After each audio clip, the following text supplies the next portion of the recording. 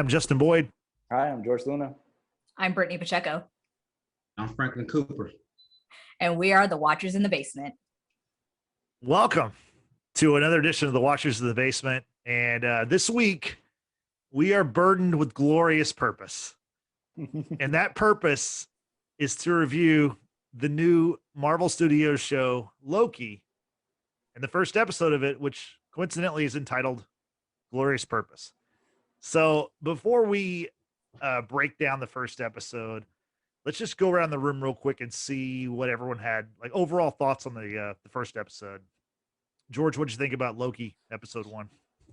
I thought it was solid. I thought it was really good. I've been excited to watch this show. Tom Hiddleston's like acting chops in this episode, amazing. Did honestly probably carried a lot of it. It was very good. That was probably my favorite part of it. I know it's gonna get fucking confusing with all this timeline shit, but I'm already, my head's already hurting. So I know it's just gonna get progressively worse. Not like the show's gonna get worse, but the timeline shit is gonna get progressively worse if they don't explain it right, which I really hope they do. But overall, it was amazing, and I'm excited to do this every Wednesday. Brittany, Here. Yes, we are burdened, glorious power. And I think the beginning of it, just how it kicked off from 2012 and picking up from what we saw in Endgame. And we're going to delve right into it, obviously, but this show was just done so well. And this is just the first episode. So the very fact that we're obviously going to get a lot more episodes, the story is going to develop. I am so hoping for a much needed character development for Loki in this respect. But I do have a lot of questions. Just like George, I am very confused about this whole timeline ordeal, and hopefully Marvel is not digging itself a hole that it can't climb out of. Frank, what were your thoughts on Loki? Again, I haven't seen Tom Hiddleston in anything else but this role. And if he does this versus life, nothing else, he's already a Hall of Famer in my book. I think he has this innate ability of like really making me believe that he's a god. His act, like George says, his acting chops is exquisite. But like Brittany and George, I'm also very concerned about where they're taking this as far as this whole time travel, alternate reality, multiverse type of deal. As much as I love Endgame, those plot holes in Endgame that wasn't really explained. Preach, Frank, preach. And with this TVA thing, like, look, I think the concept is beautiful, but who the fuck picks and choose whose path is being infringed on, and whose path is not being marked right? Because I'm sure we get into the show, but I don't want Marvel to do what DC does, and they paint themselves in a hole where they can't explain everything. It's overcomplicated, and before you know it, it's a big fucking mess of like different timelines. So my overall take, I really enjoyed the show. The way Tom Hiddleston, he totally embodies that character. And I was thinking as I was watching, I was like, is he the best actor in the MCU? Maybe he is. Honestly, he might play his character as well as anyone else. I mean, that's the thing with the MCU. That's what we talked about a few weeks ago with the casting, is they've so perfectly casted all these characters, and they just feel like, Tom Hiddleston is Loki, So I definitely enjoyed it. The time travel stuff, you know what? Like, until Marvel really messes up, I'm gonna just ride with them. I think they have a pretty good track record of producing some good content. So with that, let's get into it. And before we jump in, Justin, sure, I just want to say Disney, I heard they gave special like YouTubers and channels and podcasts like access to watch the second episode. So yeah, Disney, like, fucking hook us up. Let's all tag Disney in the fucking comments, because that's some bullshit. I wanted to watch the second episode already, and I heard fucking sponsor us say that they already got a chance to watch it. I was like, wow. Yeah, like just putting that out there. Influencers, yeah, critics and TV critics, they got to see the first episodes, influencers, that kind of stuff. Damn. I get that, but I think for our purposes, I think one episode at a time is kind of our speed. So No. I want all let's of it. let's get this started. Real quick, Loki's history in the MCU. He appeared in 6 films. He was in Thor, the Avengers. Obviously, he's the main villain. He was in the Dark World, Thor Ragnarok, obviously Infinity War, and then Endgame. And his Endgame appearance is obviously like what Brittany said is where this this first episode kicks off. We're back in New York. It's 2012, and we see the Tesseract is loose. He picks it up. He goes on his magical journey, which shows him landing in the Gobi Desert, the Gobi Desert in Mongolia.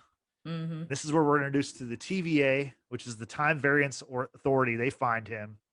Real quick, Justin. Real yeah. quick. I want to interrupt. Did anyone recall that crash landing to be very similar to that of Tony in Iron Man?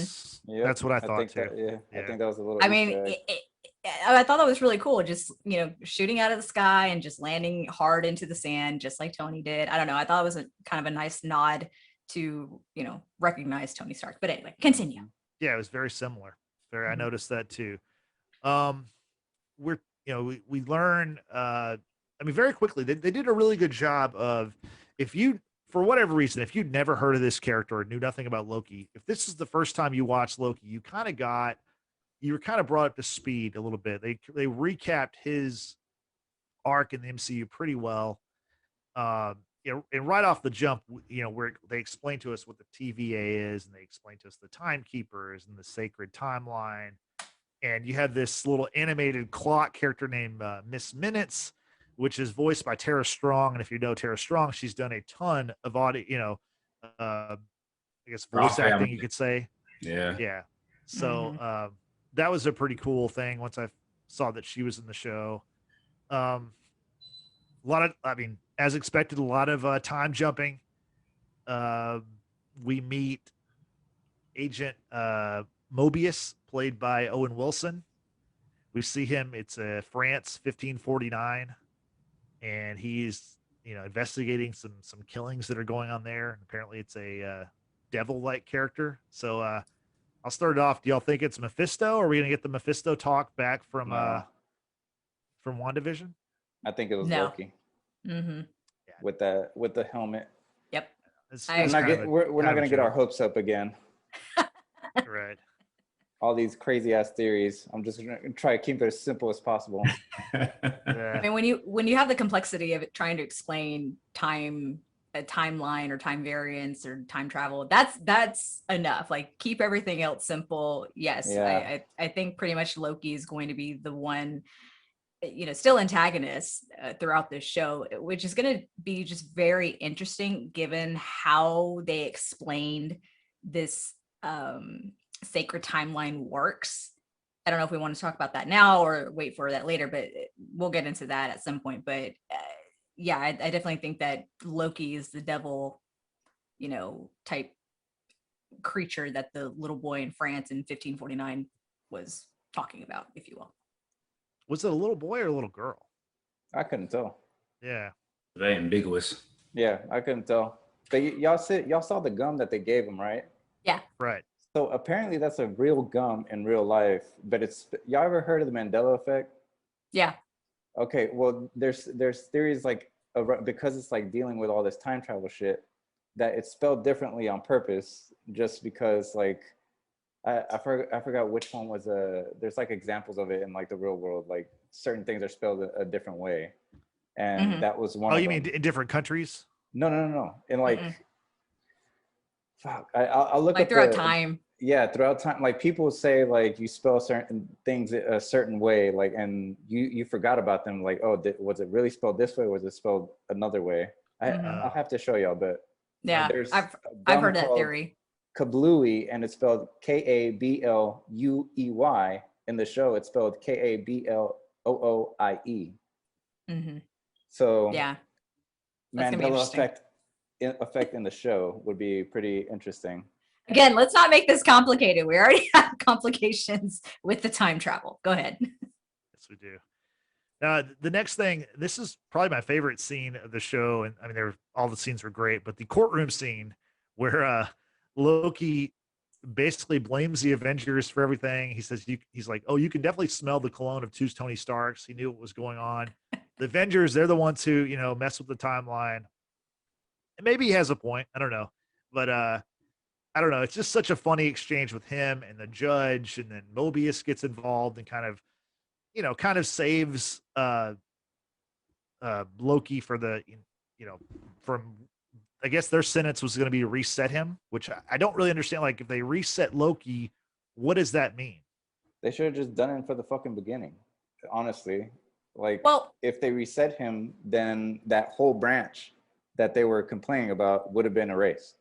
but because of what happened at the very end, knowing that Loki is the same fugitive variant that they're trying to get, they're going to use this 2012 Loki to get the fugitive Loki. That's why Mobius, stuck his neck out. But my question too is, for all variants who have to go before the TVA judge, like, are they all ultimately guilty? Because if they are, then they can't go back into that timeline, and or could they be placed back in that timeline and just proceed with life? Like, that's like one of the questions I need answered. Hopefully Marvel will kind of answer it. I don't know. But this is why I'm confused though, because like Loki didn't mess with time. He's still in that very 2012 timeline. But like, he did. He kind of did, Frank. He did. But he wasn't supposed to escape. Yeah. He took the stone, like the Tesseract was supposed to stay there in that timeline. He took it somewhere else, and that means another timeline was. Do you remember when the Ancient One said that? Yeah. If you move an Infinity Stone from where it's supposed to be, it branches out and creates another thing. So even if you don't move time or anything, as long as he took that stone and took it away from where it's supposed to be, like in the main fucking timeline, then it branches out and makes a different one. That's the whole reason. So if that's the ideology, then how come the Avengers in Endgame didn't get caught up with the TVA, and how come Thanos didn't get caught up with the TVA? Yeah, Thanos literally went 12 years into the future, and almost caused another snap, and nothing happened to him. I mean, outside of them killing him, but like, TVA didn't step in there. So like, exactly. My question is, what deems somebody stepping off their path? Because we had two examples of the Avengers and Thanos stepping off their path per se. Either that or that was supposed to happen. They let it happen because they knew it'll be fine, which is very fucked up, by the way. It is, because Mobius told Loki in that room, showing him, all that he did in the first Avengers, and then all what would come to pass had Loki not taken the Tesseract. He basically said, Loki, you were born to cause pain, suffering, and death, but also to make others a better version of themselves. And then you see the Avengers, obviously. So his purpose, according to the TVA, was to ultimately die so that the Avengers can do what they do. But then the fact that, like what Frank just said, Thanos comes in and obliterates half the universe, right? For 5 years. For 5 years. Right. Okay. So according to TVA, that was okay. That was supposed to happen according to the Timekeepers and the Eternals. But what the hell? Why didn't y'all step in? But ultimately it was fixed and didn't happen. So Thanos did that, but then the Avengers undid that or fixed that. You know what I'm saying? That I understand. Right. That I understand. But it's still a messed up way of things happening. Yeah. It still happened because you still had deaths before the snap and after the snap. Like him though, like, well, I guess Loki, I guess I was expected to die, but Black Widow, all these people died doing these events. So my thing is, I guess my question is, who the fuck are you, TVA, to determine who lives and who dies and who deserves to be on their path and who doesn't deserve to be on this proverbial path? So here's where I'm gonna fucking steer off, because I think the TVA is like fucking evil, dude. Because why would they do some like fucked up shit like that? They deleted timelines and killed people in those timelines when they set those grenades off. Every time they do that, they're erasing everything. And they don't even think about it. and but they don't even think about it. They're like, oh, we don't want to do paperwork. Fuck this timeline. Like who does that? I think they're evil, dude, and I think Loki. Fucking space lizards. God damn. So yeah, I think they're evil, and they're not the good guys. Because did y'all notice the very anytime you feel like if you're the TVA, like George said, like, oh, I don't feel like seeing this branch going through, so I'm gonna cut this branch off and be done with it. Murder millions of people. Yeah, like that doesn't make sense to me, and I hope they explain that over the next 5 or 6 weeks, because right now they look kind of douches right now to me. I agree with you, Frank. Yes, I agree. Justin, continue. So back to my original question: what if they're going to reset him? What does that mean? Does he go back to 2012? No, erase him. They just erase him from that branch of reality. But if you do that, every person that he interacted with, but everything would be doesn't have the same. Yeah, but everything would be fixed already in that timeline, you know, because the Tesseract, everything would have been like already done. Yeah. I don't fucking know. See, here's where it gets fucking crazy. This very much reminds me of the third Harry Potter book, Prisoner of Azkaban, where Hermione has the time turner necklace, and they have to go back in time to save some people, and it's a loop. Ultimately it's just a loop that keeps on going and going, because again, Mobius said that to Loki about when Loki watched his mother die. To him that had not happened yet, right? So that was a lie in his eyes, and Mobius was like, no, this happens again and again and again and again. Like, this is what it is. This is already predetermined.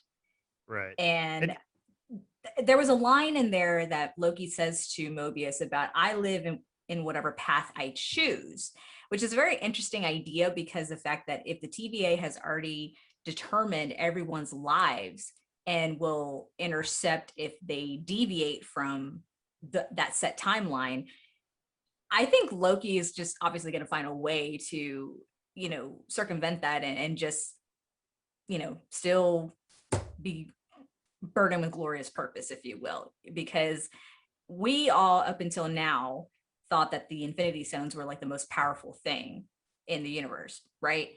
And we saw that the Infinity Stones in this episode were fucking paperweights. Not just Infinity Stones, Brittany, versions of different Infinity Stones from different timelines. Yes. Yes.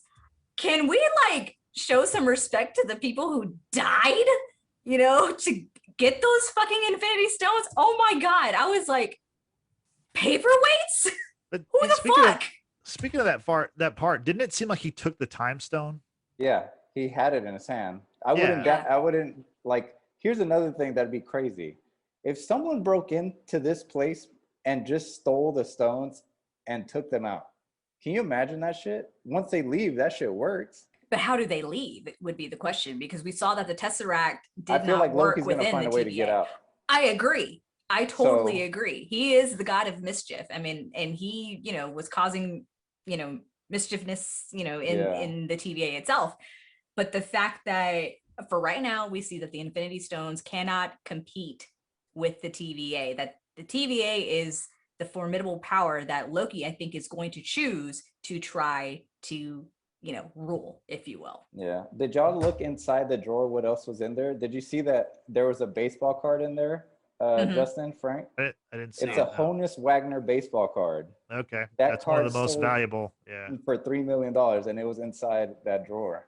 Okay. Oh, wow. That's cool. I didn't notice that. There was also a French Medal of Honor or something like that in there. There's from Call of Duty. Yeah, there's a few different. I have another question too with the TVA and the douchiness as well. So in Doctor Strange, where I can't remember the villain Doctor Strange, but when he stole the eye of Armagato and he was going in and out of dimensions and in and out of time, what the fuck was the TVA there then? Not their job. I don't understand. Like we seeing examples of time being fucked with and dimensions being fucked with, and the TVA is nowhere to be found. Exactly. Like, who the fuck makes these decisions? Like, what deems important? Like, is it like, oh, that's a minor? That's just New York. Fuck New York. Oh, that's just a mom. Who cares? I think it's like they don't step in because like if it doesn't involve, like if it doesn't disrupt the main timeline, that they don't care if it's evil or good, they just won't step in and do anything about it, which is another reason I think they're evil and something's fishy about them. Mm-hmm. But I mean, who are these timekeepers, right? I mean, we keep talking about who determines whether or not these people, you know, can live in these timelines or not, right? Like we talked about Thanos having, I don't know why I said Thanos that way. Sorry, that was kind of weird. I don't know why, like they allowed Thanos to, you know, obliterate half the universe, and that was part of some kind of plan. So it goes back to who are these timekeepers that determined what was the sacred timeline? Because from that little video that we saw with what was her name, Miss Minutes, that there were multiverse, and then they were, you know, fighting each other to ultimately, you know, obliterate everything until the timekeeper stepped in and said, okay, this is what it's going to be. So who the fuck are these guys? And also my question is too, is like, are these timekeepers above gods in each of these dimensions? Like, do the gods know about these guys? I mean, right. Like these celestials, the greatest beings on this planet, or not the planet, but like the universe, do they know about these TVA people? Like, because like the way they're operating, they're operating as if they're king shit, and like everybody else is beneath them. Mm-hmm. Yeah. I don't know. Yeah. Weren't they fighting a war though? In that video, they said there was a multiverse war. What if they were the evil guys that ended up winning and the good guys lost? That's fair. That's a very fair question. That is very much a probability. And the fact that they created everyone who works within the TVA. So their sole purpose is to keep this sacred timeline in check, if you will. So it's like the homeboy over here, Casey, was all like, oh, I don't know what a fish is because I've been behind a desk my entire life. So it's like, do you not go through like the whole stage of infancy to adulthood, or do you just exist, you know, at adulthood and do whatever job it is the timekeepers I think they exist for their purpose, and they do whatever their creators want them to do and whatever they want them to regulate and dictate as far as time. As long as it plays good for like the timekeepers or whatever, then that's what those people were created for. Did y'all notice the very beginning of the episode, whenever Loki's brought into the TVA, there was a scroll? Yep. At the desk. Yeah. Yes. And then definitely they're playing into that. They're planting that seed for the future. For sure. Yeah. And then homeboy of Goldman Sachs, who doesn't want to take a ticket and then ends up getting obliterated. Obliterate is my word for this episode, in case you guys haven't checked that out, you know. Obliterate.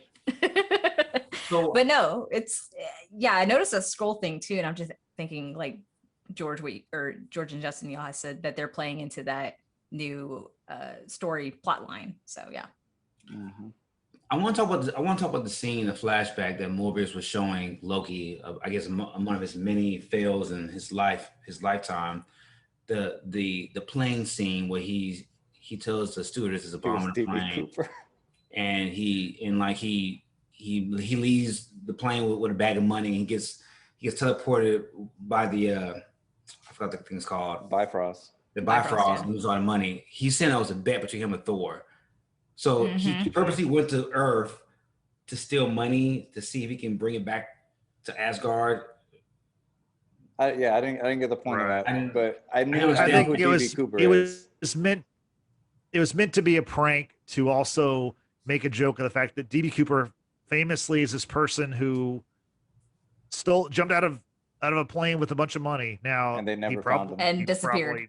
He probably died, but that's like like one of those like urban legend kind of lore kind of deals. Did any of you guys watch Prison Break like long ass time ago? No. Mm-hmm. Well, DB Cooper was locked up in jail with one of the guys, and he ended up escaping, and he really did have all that money.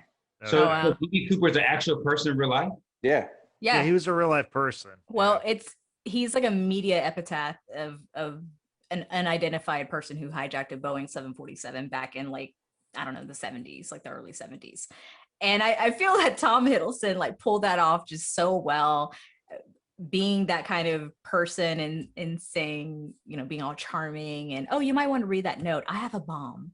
And it just gets away with, I mean, he'll get away with murder, obviously. And I don't know. I just thought that was kind of an interesting nod to like a piece of history, how he has obviously come to Midgard Earth to, you know, screw with people there and offer a bet that he lost to Thor. I mean, I wonder what the hell led to that point and why that kind of, you know, event. I don't know.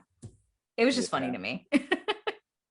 I really liked going off what Frank said about the flashbacks that Mobius was showing. You know, he's showing the 2012 Loki, what was going to happen in his life in the preceding years. And you know, going into this show, we all kind of wondered, like, okay, that's not the same. I mean, we all knew that's not the same Loki that we saw, you know, in Infinity War. The one that was in Infinity War and the one in Endgame, those are different versions of Loki. Yes. So I did like how they did a good job of basically getting that Loki from 2012 caught up with what actually happens to him in, you know, our timeline or the MCU timeline. So I thought that was pretty interesting, you know, showing him his mother dying, which obviously had a big impact on him, showing obviously his death, which, you know, both of those I think are the reasons why he got the green Infinity Stone, which is the Time Stone. But I do think, like, with the Time Stones or with the Infinity Stones, they only work in their timeline, correct? That's what I'm gathered. assuming so, because there's so many multiple ones. Right. No, that's why yeah. No, that's not true, because the ones that Avengers stole from the timeline and they brought to the current timeline, it worked when they snapped Thanos out of existence. That's true. Yeah. So and in order not to disrupt the timelines that those stones were, they had to go put them back. But then again, just like, you know, social media as it is on Twitter is blowing up about Captain having gone back, you know, to put the stones in place, but then he stayed behind with Peggy in a life. Was that supposed to happen? Was that supposed to happen? Come on, TVA. But he did he disrupt the timeline though? Like, if he stayed did. there, how? But he put everything back where it was supposed to be. No, but he literally went back in time because he went back in time. He knows everything's going to happen because he's already lived it. So and then, like, if he wasn't Captain America then, he pretty much stayed out of being Captain America, which would have affected everything else in that timeline. Am I correct? Am I crazy? It's in the same respect of the Avengers going back in 2012 and Loki escaping with the Tesseract in 2012. That was not supposed to happen. Question is, with Cap going back in time, obviously to place the stones back in their appropriate timeline, was he supposed to stay behind with Peggy, or did he deviate and is now a variant? I think he deviated, because that's what I'm thinking too. He fell into the ice for 70 years, and like he basically went back and did on his own reset on life by being with Peggy. I'm not saying it was wrong that he did it, but if you go on with what the TVA is saying, you're deviating from your path. Like, he literally lived two lives. Like, I don't see how that's passable, but what Loki's doing isn't passable. I don't understand. So Frank, on that note, because Twitter is what it is, I saw someone somewhere say, if at the end of this show they do not show Cap in a cell in TVA reading a book about the moon, then I don't know what the hell they're gonna do. I just thought that was funny. That's pretty good. It's pretty good. Yeah, that's good. Clever. It's pretty good. Yeah. The last thing I wanted to mention about the flashbacks was I liked how after Loki dies in Infinity War, the film strip ends and it just says end of file. I thought that was like such a, you know, sad but like kind of a cool way to like wrap it up, you know. I don't know. I like little stuff like that.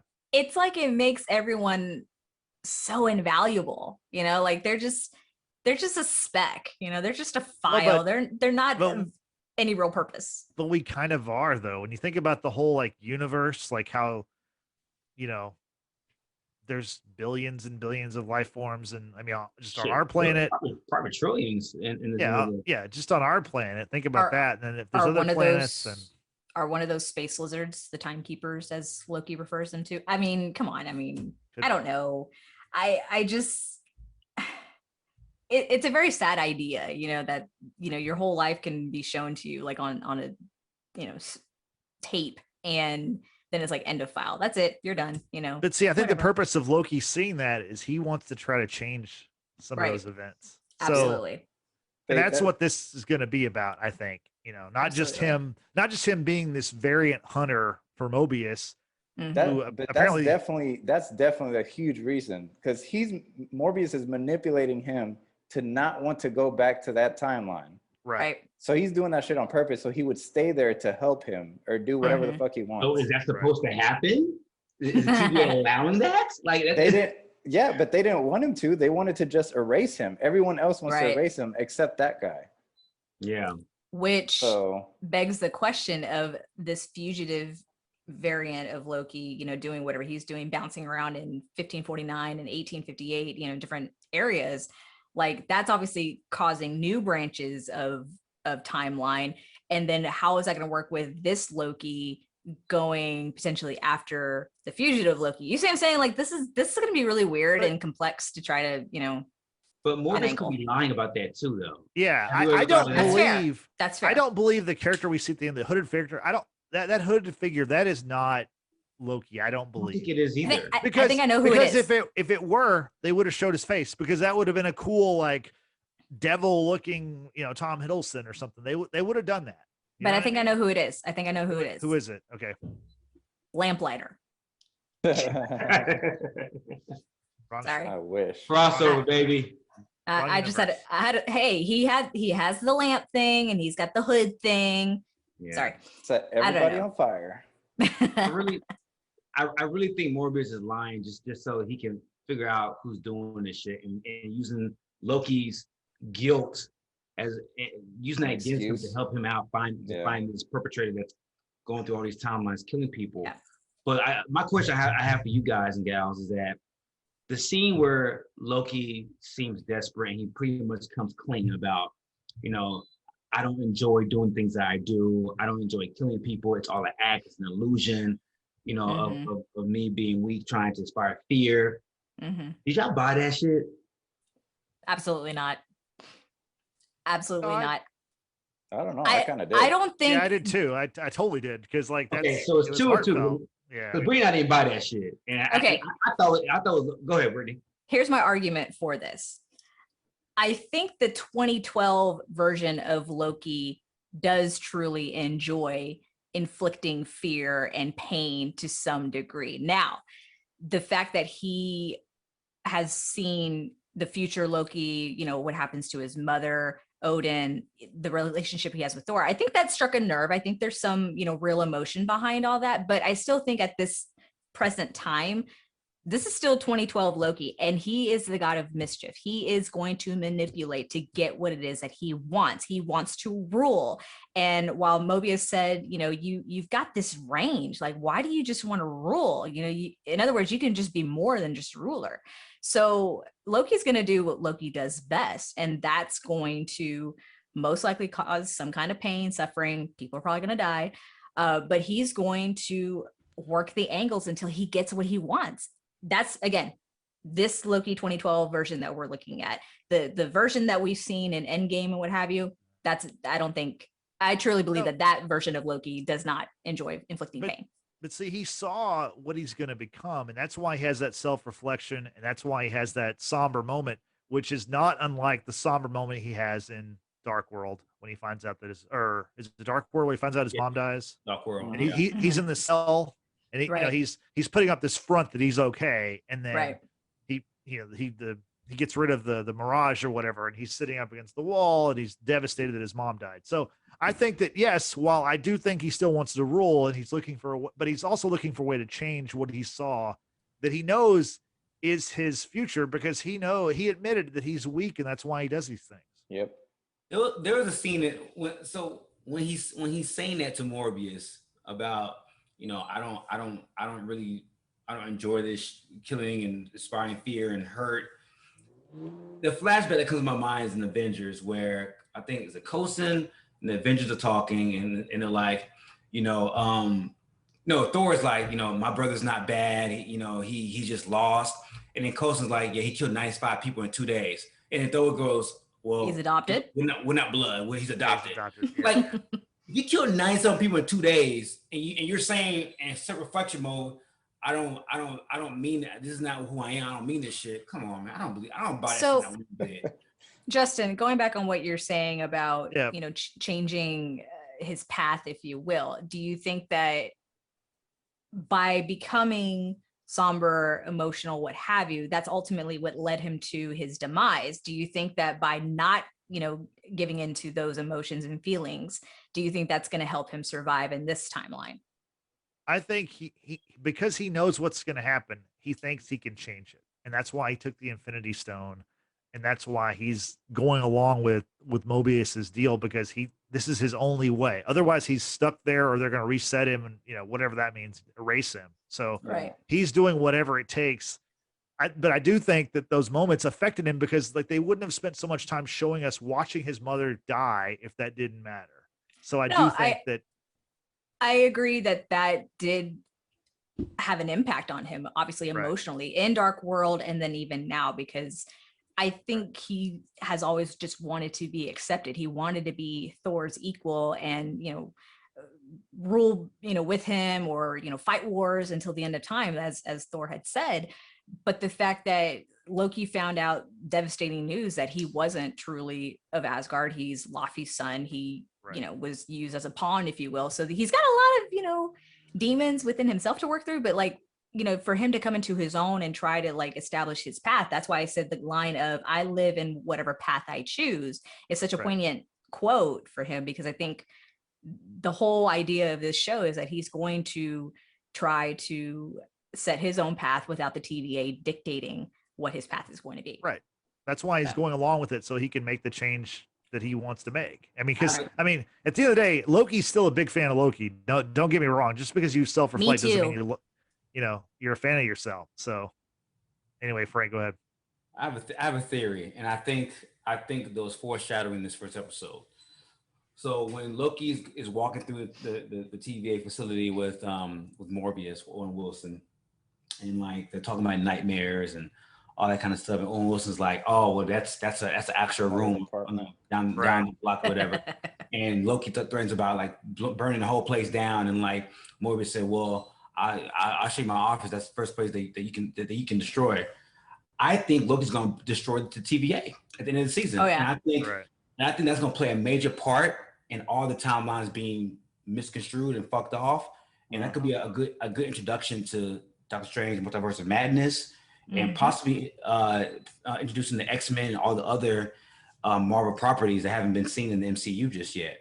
Yeah, but you got to be careful though, because we can't get too far ahead like we do with other shows. Like this show is going to be about this. This show is going to be about Loki. You know what I mean? Like, yes, I agree that he's probably going to do something to get rid of the TVA, but the X-Men are not going to be in this show. They're not going to probably mention Doctor Strange. You know what I mean? No, like, but we're setting us up timelines. No, I'm not saying in the show per se. I'm saying this is going to be a stepping stone of opening up and of destruction of all these timelines and having other characters be introduced. Yeah. Not on the show per se. Yeah. But I think the timelines are going to be so fucked off after the show is over with that it's going to lead into, it's going to, because all these shows are bridges to movies. Yeah.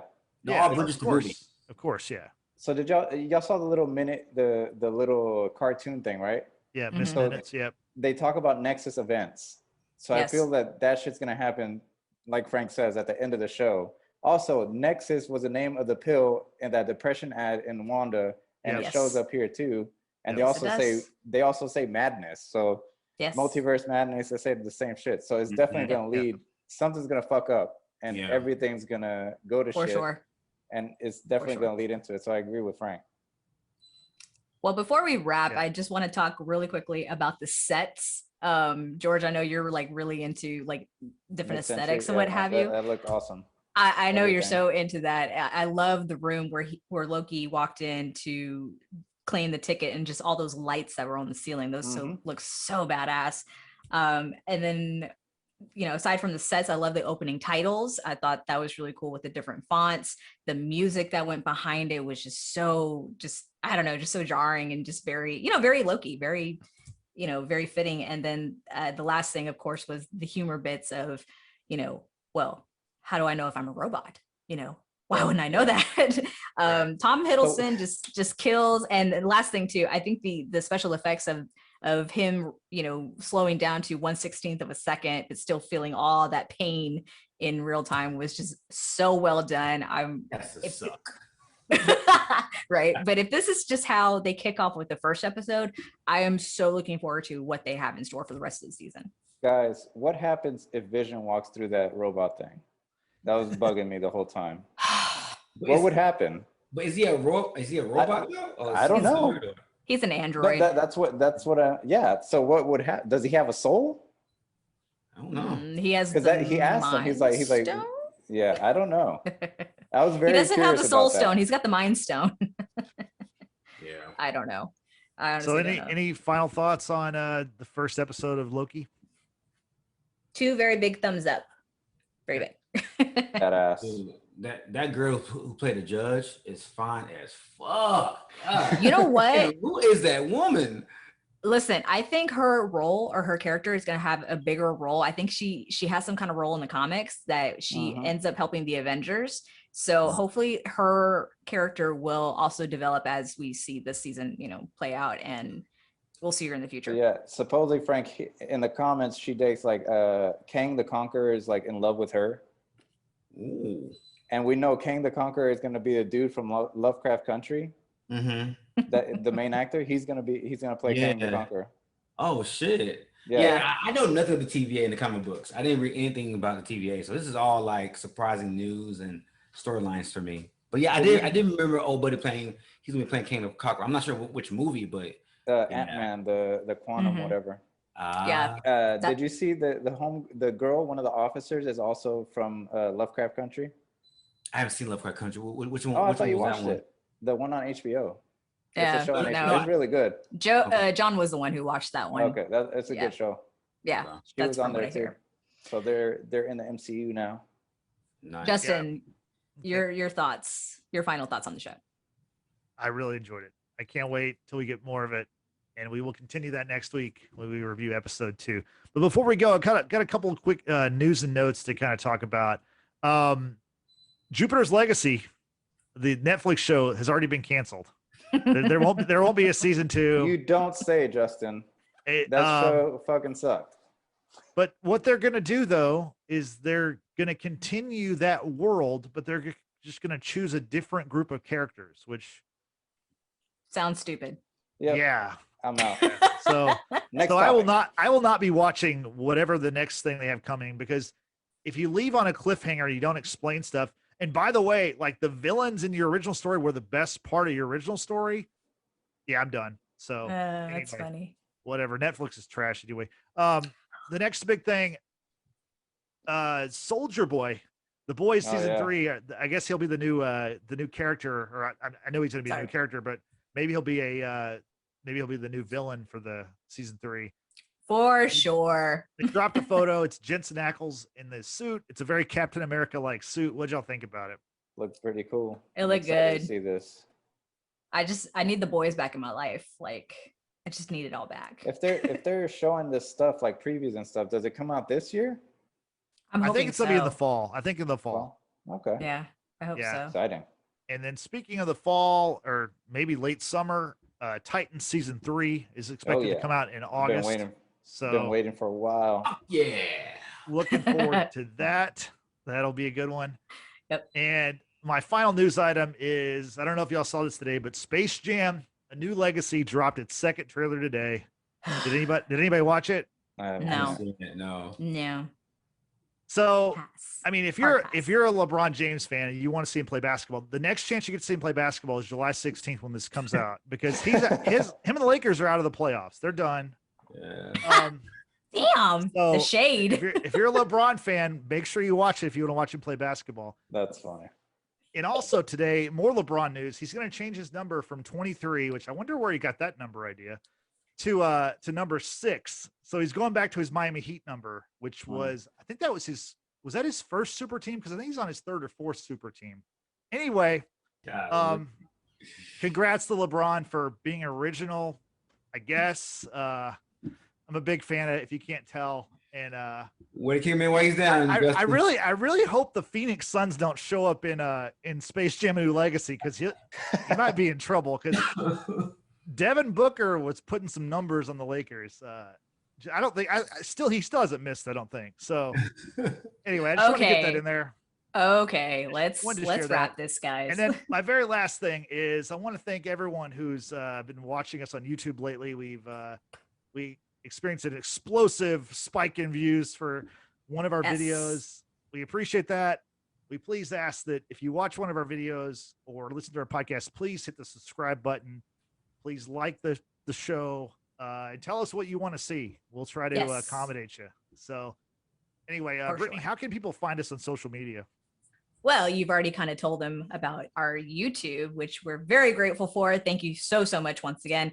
But you can find the Watchers in the Basement on Facebook, Twitter, and Instagram. And once again, don't forget to subscribe and hit that notification bell for our YouTube channel. We are so grateful for all the feedback that we've gotten thus far and just the amount of views that we've gotten. Let's keep it going, guys. You can certainly help by sharing our channel and our, different platforms by using #WatchersBasement. Let's help grow this podcast that, although we are a small podcast, we are a proud one. And if you're not into video podcasts, that's totally fine. We are also on Apple Podcasts, Google Podcasts, and Spotify, thanks to Anchor.fm, where you will find my solo pod over The Handmaid's Tale. So be sure to tune into that, follow us there. Don't forget to give us a 5-star rating. That would help us out. And yeah, don't forget to share this podcast to others.